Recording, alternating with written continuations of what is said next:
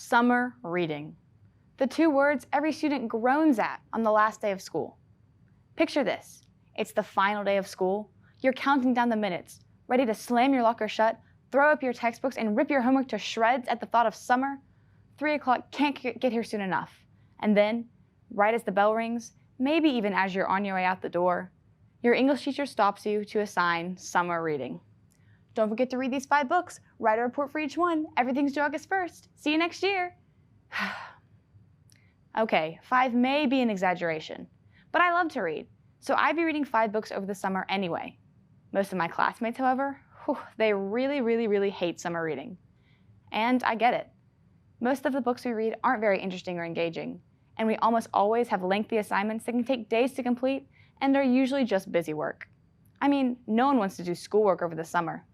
And if we are going to read, we certainly don't want to read some boring old book that was assigned simply because it is considered a classic. And don't get me wrong, some classics have been fantastic reads, but to add a bunch of pointless worksheets to make sure we did it? Last summer, my classmates and I were assigned a book called The Count of Monte Cristo. If you've never even heard of this book title, consider yourself lucky. Oh, and did I mention it's 640 pages? Yeah, even I cringe a little as I flip through the book. The assignments for The Count of Monte Cristo varied from the classic dialectical journal to paragraphs about each chapter.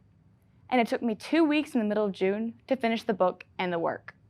Most of my classmates, however, didn't finish the book until the day before school started. And I will never forget the legendary all-nighter my cousin pulled to read the entire book in one night. We've all had some version of this.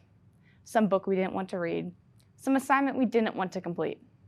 Like the dreaded summer reading test, designed to see how much you've actually read. I'm sure we can all tell where this is going. Most of my classmates hadn't even picked up the book until August 10th. How do we get such good grades on our summer reading tests, you may ask? Sites like SparkNotes and CliffNotes.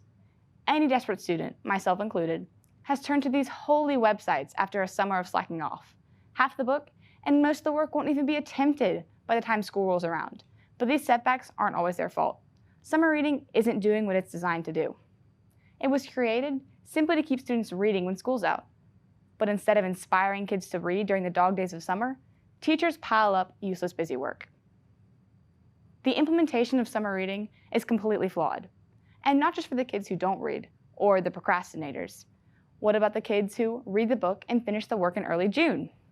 They are now expected to remember what they've read, or even reread the book, just to get a decent grade on their summer reading tests. These kids have managed their time well, and yet they are still just as doomed as their procrastinating friends. These various summer reading programs, consisting of boring books and busy work, are kind of a waste of time. There, I said it. Sometimes we do all of these graded assignments over the summer and don't even look at them in the school year. That's hours of a beautiful summer day being wasted doing busy work that is due for a major grade but never discussed.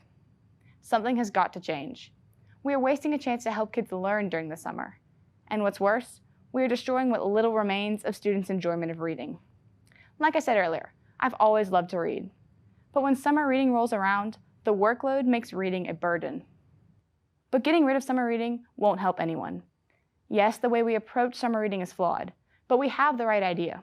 And besides, without some sort of summer reading program for students during their 3 months off, starting school again will be more of a nightmare than it already is. I've been thinking about how to fix this problem, and I have some suggestions.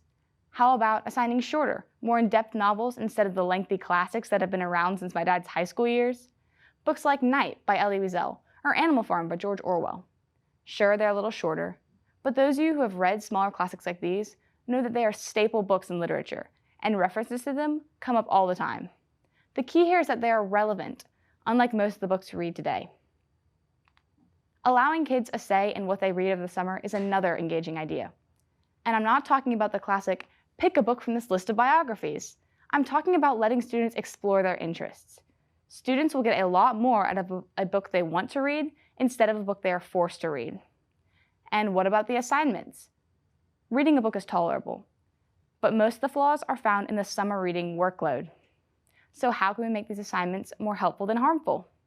There's a lot of options, but no matter what direction teachers take summer reading, the road to get there has to be engaging.